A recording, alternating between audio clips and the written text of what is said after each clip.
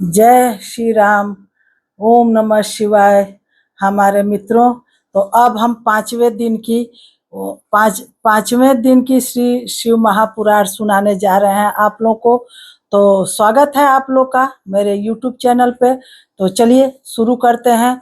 तो कल चौथे दिन से आगे आज पांचवें दिन की शिव महापुराण की कथा। ब्राह्मण बोले, सौभाग्य की बात है कि भगवान शंकर की कृपा से शिव पुराण की इस वैराग्य युक्त तथा श्रेष्ठ कथाओं को सुनकर तुम्हें समय पर चेत हो गया है। हे ब्राह्मण पत्नी, तुम डरो मत, भगवान शिव की शरण में जाओ। शिव की कृपा से सारा पाप तत्काल नष्ट हो जाता है।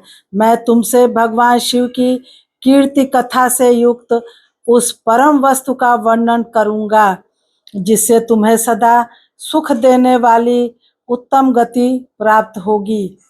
शिव की उत्तम कथा सुनने से तुम्हारी बुद्धि इस तरह पश्चाताप से युक्त एवं शुद्ध हो गई है, साथ ही तुम्हारे मन में विषयों के प्रति वैराग्य हो गया है। पश्चाताप ही पाप करने वाले पापियों के लिए सबसे बड़ा प्रायश्चित है। सत्पुरुषों ने सबके लिए पश्चाताप को ही समस्त पापों का शोधक बताया है। पश्चाताप से ही पापों की शुद्धि होती है। जो पश्चाताप करता है वही वास्तव में पापों का प्रायश्चित करता है, क्योंकि सत्पुरुषों ने समस्त पापों की शुद्धि के लिए जैसे प्रायश्चित का उपदेश किया है वह सब पश्चाताप से संपन्न हो जाता है।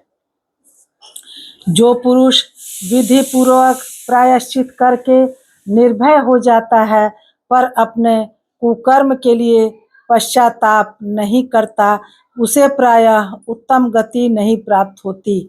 परंतु जिसे अपने कुकृत्य पर हार्दिक पश्चाताप होता है वह अवश्य उत्तम गति का भागी होता है, इसमें संशय नहीं है।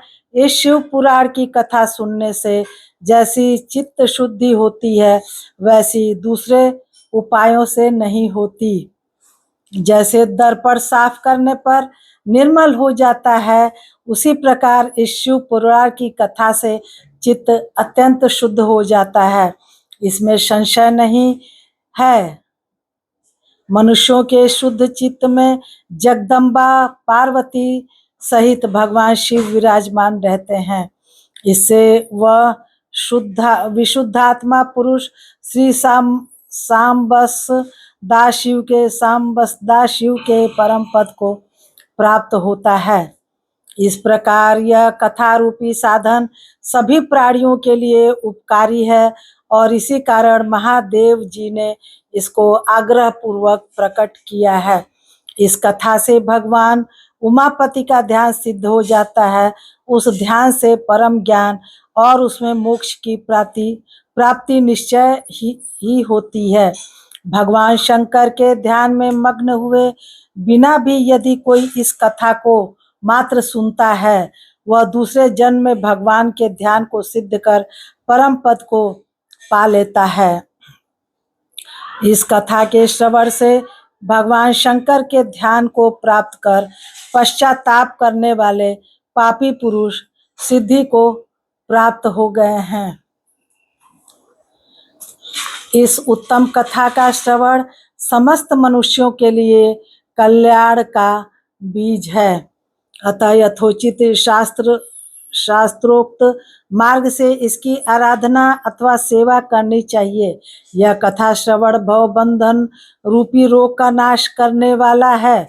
भगवान शिव की कथा को सुनकर फिर अपने हृदय में उसका मनन एवं निधिध्यासन करने से पूर्णतया चित्त शुद्धि हो जाती है। चित्त शुद्धि होने से महेश्वर की भक्ति अपने दोनों पुत्रों ज्ञान और वैराग्य के साथ निश्चय ही प्रकट होती है। तत्पश्चात महेश्वर के अनुग्रह से दिव्य मुक्ति प्राप्त होती है, इसमें संशय नहीं है। जो शिव भक्ति से वंचित है उसे पशु समझना चाहिए, क्योंकि उसका चित्त माया के बंधन में आसक्त है। वह निश्चय ही संसार बंधन से मुक्त नहीं हो पाता। हे ब्राह्मण पत्नी, इसलिए तुम विषयों से मन को हटा लो और भक्ति भाव से भगवान शंकर की इस परम पावन कथा को सुनो।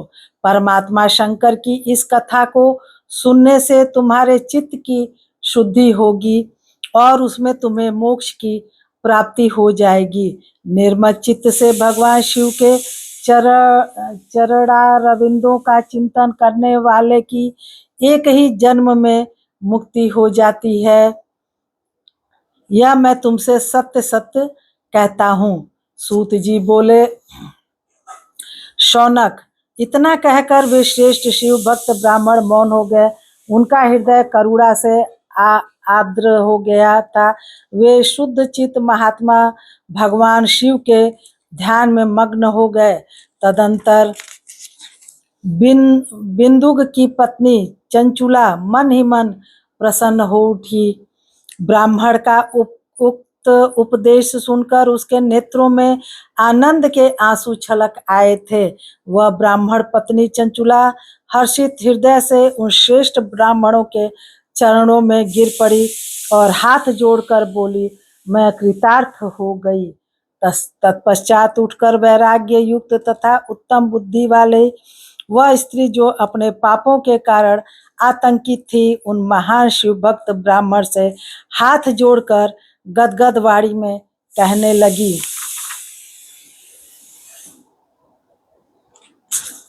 चंचुला बोली, हे ब्राह्मण, हे शिव भक्तों में श्रेष्ठ, हे स्वाभिमान, आप धन्य हैं, परमार्थदर्शी हैं और सदा परोपकार में लगे रहते हैं। इसलिए आप श्रेष्ठ साधु पुरुषों में प्रशंसा के योग्य हैं। हे साधो, मैं नरक के समुद्र में गिर रही हूँ, आप मेरा उद्धार कीजिए, उद्धार कीजिए।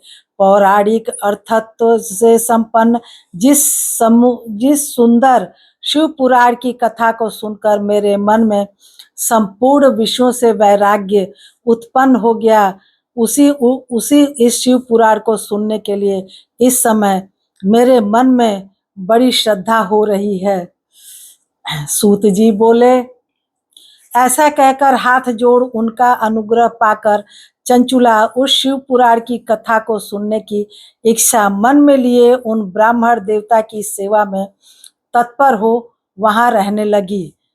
तदंतर शिव भक्तों में श्रेष्ठ और शुद्ध बुद्धि वाले उन ब्राह्मण देवता ने उसी स्थान पर उस स्त्री को शिव पुराण की उत्तम कथा सुनाई। इस प्रकार उस गोकर्ण नामक महाक्षेत्र में उन्हीं श्रेष्ठ ब्राह्मण से उसने शिव पुराण की वह परम उत्तम कथा सुनी, जो भक्ति, ज्ञान और वैराग्य को बढ़ाने वाली तथा मुक्ति देने वाली है।